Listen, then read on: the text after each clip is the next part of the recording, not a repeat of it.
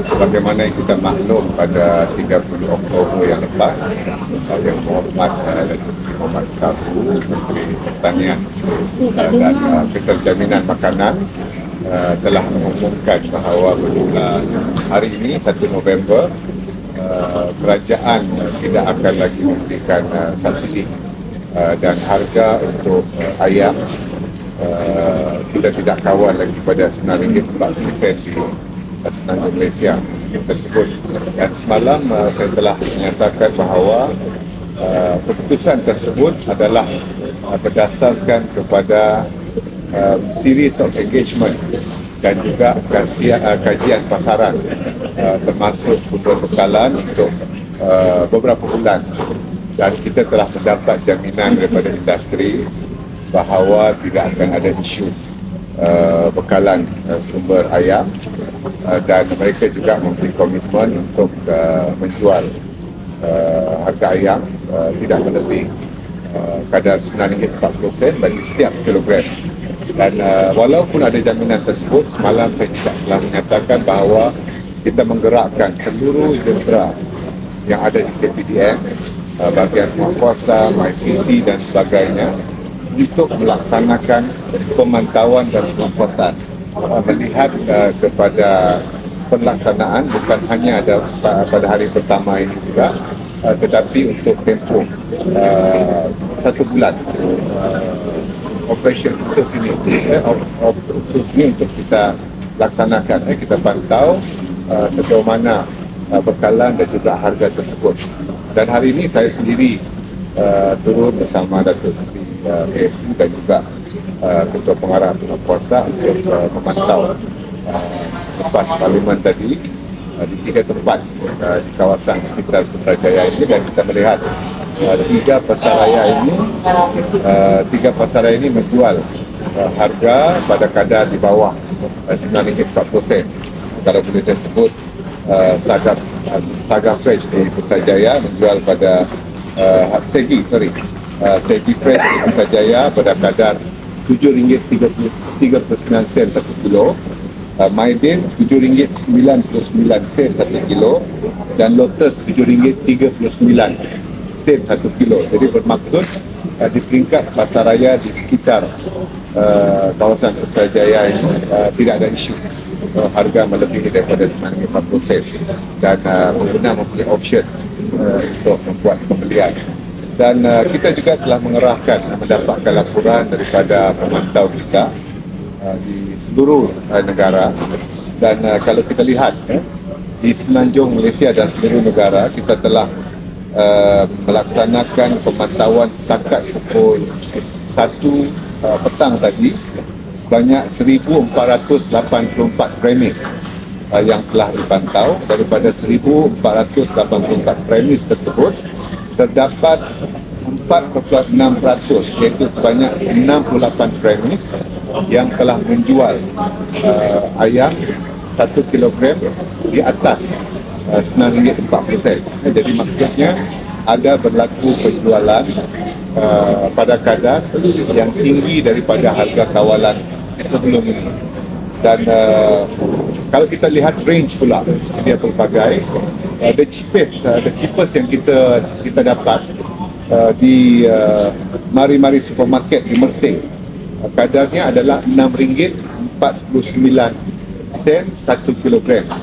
Dan yang tertinggi di Semenanjung Malaysia adalah di Pasar Basah Rompin dan juga Pasar Basah Manir, iaitu pada kadar RM11. Jadi range-nya di antara yang paling murah RM6.49 dan yang paling mahal RM11 di Semenanjung Malaysia.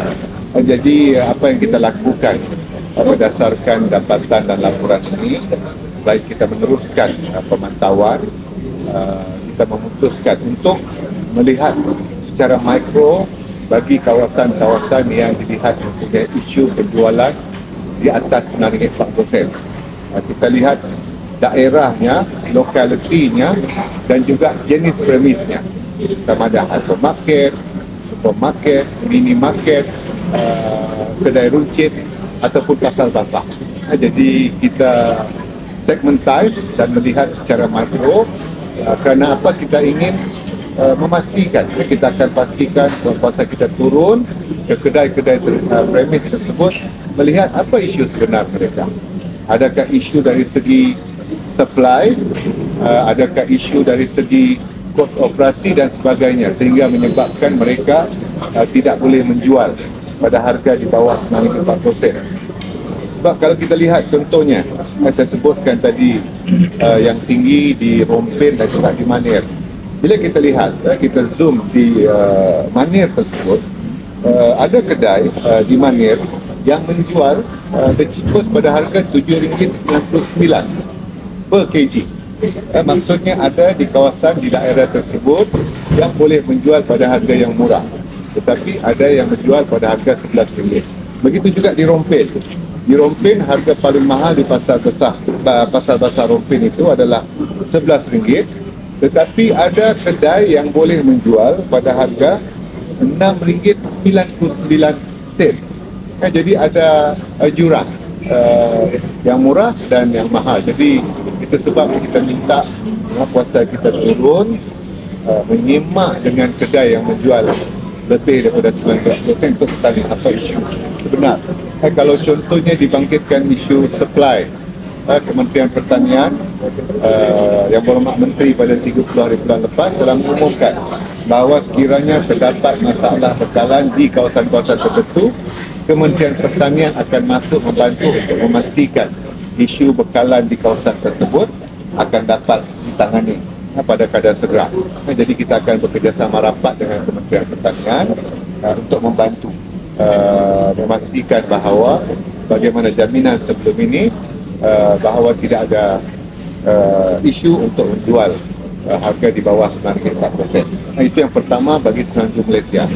Di Sabah, Sarawak dan Labuan sedikit berbeza, sebab sebenarnya harga kawalan sebelum ini bagi ketiga-tiga dua negeri dan wilayah ini bukannya RM9.40. Kalau di Sabah harganya dua harga berbeza, Pantai Barat dan Pantai Timur. Pantai Barat RM11, Pantai Timur RM11.30, memang tinggi. Dan di Sarawak pula ada 9 harga berbeza di 9 zon, lagi complicated. Di Labuan ada satu harga iaitu RM11.30. Dan kita tidak lepas tangan, kita juga memantau bagi kawasan-kawasan ini. Dan kalau kita lihat di Sabah, setakat yang sama satu petang tadi, the cheapest we can get is RM11.20 per kg, 10 sen murah daripada harga kawalan, iaitu di daerah Sandakan. Dan yang paling mahal adalah RM13 per kg di Tawau. Di Sarawak pula paling murah adalah RM9.80 per kg, dan yang paling mahal ada RM12.90. Dan Labuan, harga yang paling mahal adalah RM12.50, tinggi daripada harga kawalan sebelum ni RM11.30. Dan sebagaimana di Semenanjung, kita juga telah membuat keputusan supaya untuk Sabah, Sarawak dan Labuan ini kita melihat isu ini secara berasingan. Apa tindakan yang boleh kita bantu untuk memastikan harga di sana juga tidak ditingkatkan pada kadar yang tidak munasabah.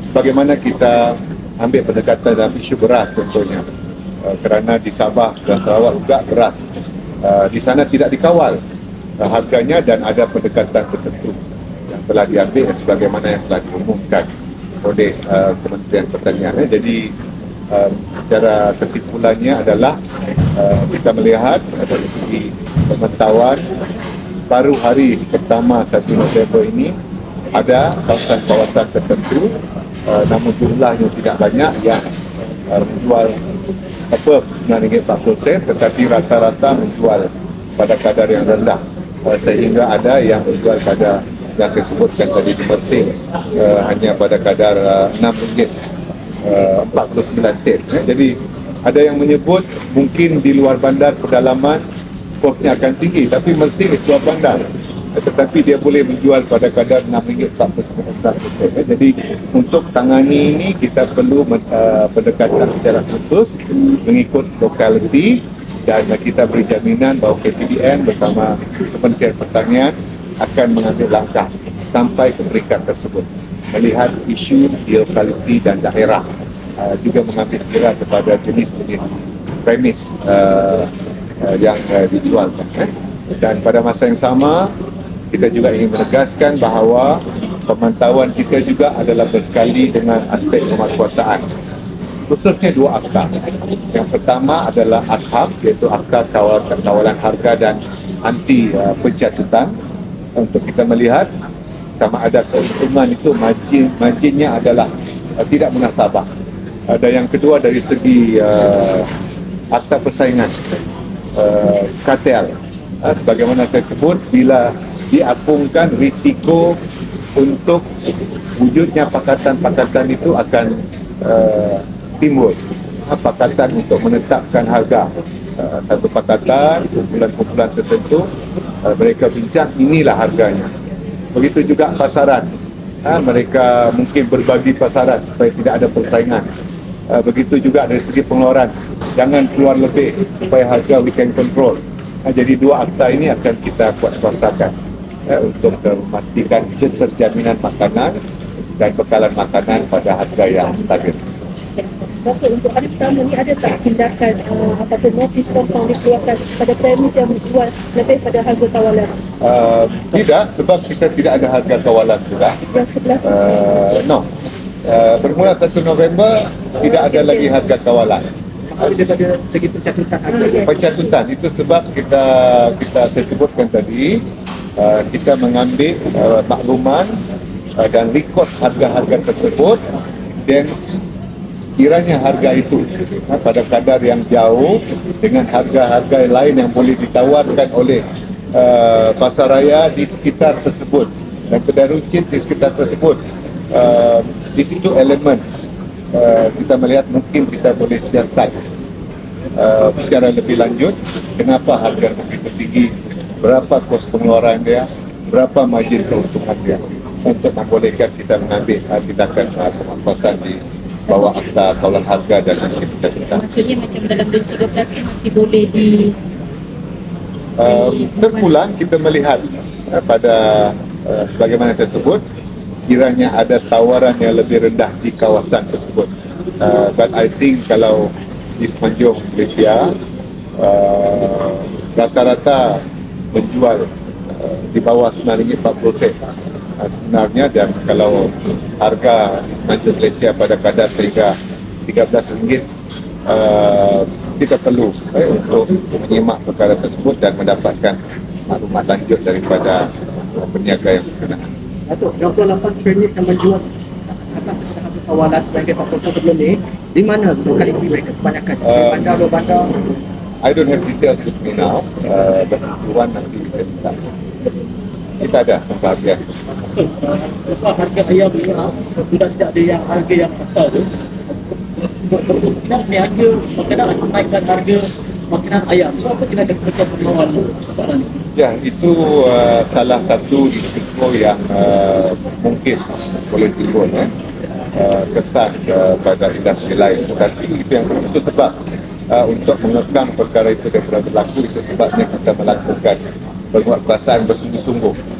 Dan kita lihat kalaulah kedai makanan itu di sekitar Putrajaya, which is actually harga yang ada rendah daripada RM9.40.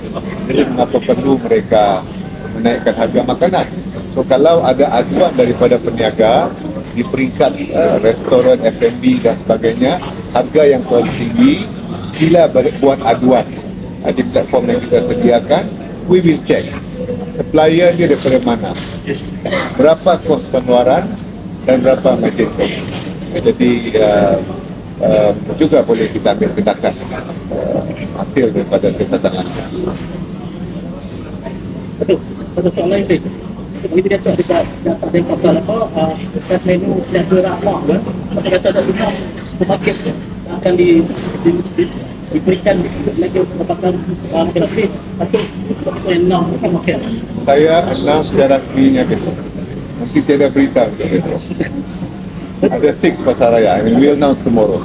Datuk bercerita berkenaan dengan penguatkuasaan. Tapi kita sebelumnya kita tahu bilangan penguatkuasa KPDN kurang. Jadi Datuk kita tahu dengan ketirisan diesel sekarang ni ayam, telur semua nak dipantau. Jadi bagaimana adakah Datuk akan memberi saranan kepada Perdana Menteri untuk menambah bilangan penguatkuasa macam mana? Ya, sebenarnya dari segi jumlah itu kita ada kekangan limitation. Kita ada hampir 2,300 penguatkuasa di bahagian penguatkuasa KPDN. Memang dari segi jumlah itu memang kurang. Namun kita berharap kita boleh tambah. Namun pada peringkat sekarang ini dengan tekangan yang ada, kita berusaha bekerjasama dengan pelbagai pihak terus membuat. Kita juga melaksanakan operasi tertentu dengan agensi-agensi lain, dengan polis, dengan SDM, dengan KKDM, Custom, dan juga PBT, dan yang paling penting juga adalah kerjasama daripada publik. Itu sebabnya kita mengharapkan masyarakat di luar sana untuk membantu kita menyalurkan sebarang aduan dan maklumat melalui platform yang disediakan. We have no problem kalau ada yang dapat terus viral, it's their right. Tapi isunya di sini, sekiranya kita terus viral, ada risiko pesalah suspek tersebut akan cuba untuk menutup kesalahan tersebut. Kerana sudah viral, jadi ada lebih baik kalau kita niat kita menyelesaikan masalah itu, kita buat aduan pada platform yang disediakan supaya risikan boleh dibuat dan penguatkuasaan kita dapat kita laksanakan tanpa gangguan awal daripada pihak suspek yang terlibat untuk menutup salah laku yang dibuat. Datuk, saya tadi pasal gula. Ya, gula belum. Kita ada dapat dapur raja Thailand teliti untuk kurangkan ekspor gula ke negara-negara yang jual ekspor. So Malaysia antara yang import gula ke Thailand. Okey, pertama harga gula putih bertapis kasar dan halus masih kekal. Kerajaan masih mengawal harga gula bertapis putih ini pada kadar RM2.85 untuk yang kasar, RM2.95 bagi yang halus. Masih lagi dikawal sehingga ketika ini. Dan yang kedua, raw sugar kita bekalan daripada dua penghilang utama kita, CSR dan juga MSM ini, raw sugar diperolehi daripada sumber selain daripada Thailand setakat ini. Jadi dengan adanya apa yang berlaku di Thailand, dengan larangan ekspor ataupun kenaikan raw sugar tidak akan memberi kesan kepada kita, kerana kita tidak mengambil raw sugar daripada Thailand. Dan sememangnya dari segi kenaikan pun sebagaimana saya sebut di parlimen tadi, memang kita sedang menghadapi masalah sebab kenaikan harga raw sugar di pasaran global itu cukup tinggi dibandingkan daripada tahun 2021 dengan to date. Kenaikan itu adalah pada kadar 52% sekarang ini, yang tidak memberi kesan kepada harga runcit sebenarnya. Dan kita difahamkan bahawa kedua-dua syarikat luar kita memang berhadapan dengan masalah kerana bagi setiap kilogram itu yang dijual RM2.85 tersebut, mereka sebenarnya rugi 88 sen. Dan sekarang kita tengah mengadakan further engagement dengan kedua-dua syarikat dan kita cuba untuk menangani masalah ini dan juga berhubungkan dengan agensi pusat. Jadi kita berharap kita dapat menangani masalah ini kerana kedua-dua syarikat ini adalah jaminan bekalan sugar yang ada di negara kita. Jadi harga satu hal, kita pastikan harga yang munasabah dan stabil. Tetapi keterjaminan makanan itu juga penting. Kita tidak mahu industri berhadapan dengan masalah. The whole ekosistem dan juga supply itu crash, bekalan tidak ada di rak-rak di kedai dan pasaraya untuk rakyat beli gula. Tapi Dato' ada pasaraya yang hadkan 2 paket saja untuk sugar. So is that rasa sedia ada tu macam mana?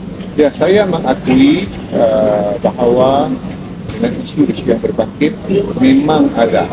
Saya perlu bertanggung mengakui memang ada sedikit gangguan bekalan untuk gula putih bertapis kasar dan halus ini kerana antaranya masalah yang dihadapi oleh beberapa syarikat. They have to basically control the cost. Tetapi bekalan masih ada. Itu sebabnya kita lihat ada pasaraya berhenti tertentu yang membuat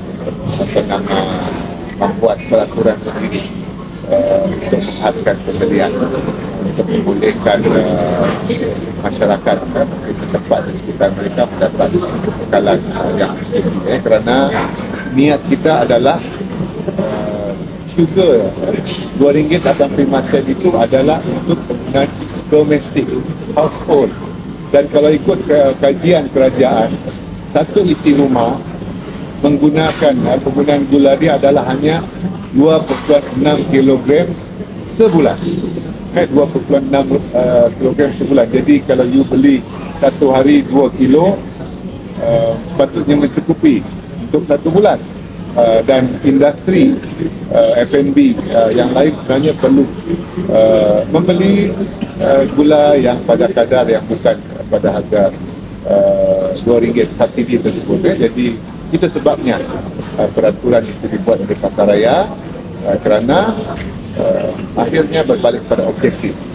We subsidize penjualan gula di chip ini untuk penggunaan household, dan kalau beli 2 paket memang melebihi dan mencukupi untuk 1 bulan bagi setiap household. Okay, alright. Okay, thank you. Okay, thank you.